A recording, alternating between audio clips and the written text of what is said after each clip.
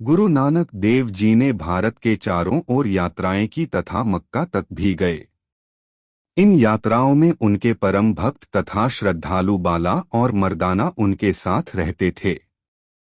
इन्हीं यात्राओं में एक बार वह एक गांव में गए, जहां पर सभी नरनारियों तथा बूढ़े बच्चों ने उनका हार्दिक स्वागत किया। गुरु जी उनकी संत सेवा तथा श्रद्धा भाव से अत्यंत प्रसन्न हुए। बाला और मर्दाना भी खुश थे। अगले दिन जब गुरु जी उनके साथ गांव से चलने लगे तो सभी गांव वासी उनको विदा करने के लिए आए। उस समय गुरु नानक जी ने आशीर्वाद दिया कि आप सभी लोग उजड़ जाओ, देश के कोने कोने में बिखर जाएं, सभी भिन्न स्थानों पर जाकर रहें। बाला और मर्दाना आश्चर्यचकित कि यह कैसा आशीर्वाद, परंतु मौन रहे, कुछ नहीं बोले।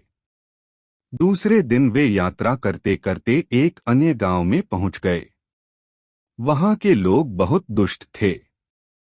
उन्होंने गुरु जी का कोई स्वागत नहीं किया, बल्कि बुरा भला कहा।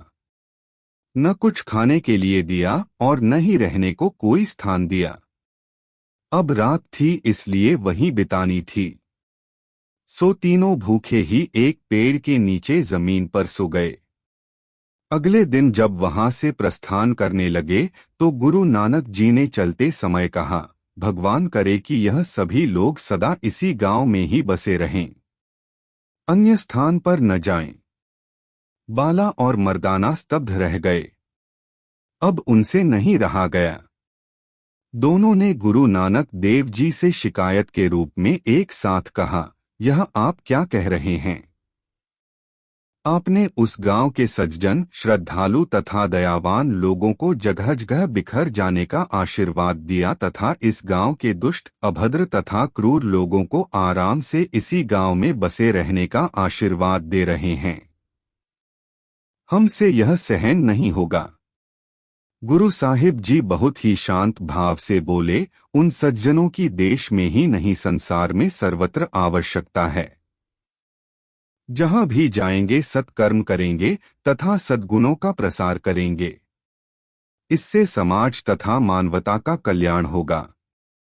दुष्ट लोग अपने अवगुणों तथा दुष्ट कर्मों से जहां भी जाएंगे वातावरण को दूषित करेंगे।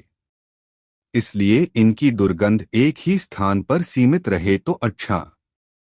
मेरे प्यारे शिष्यों, इस रहस्य को समझो। बाला और मर्दाना गुरु जी के चरणों में नतमस्तक हुए तथा क्षमा याचना की।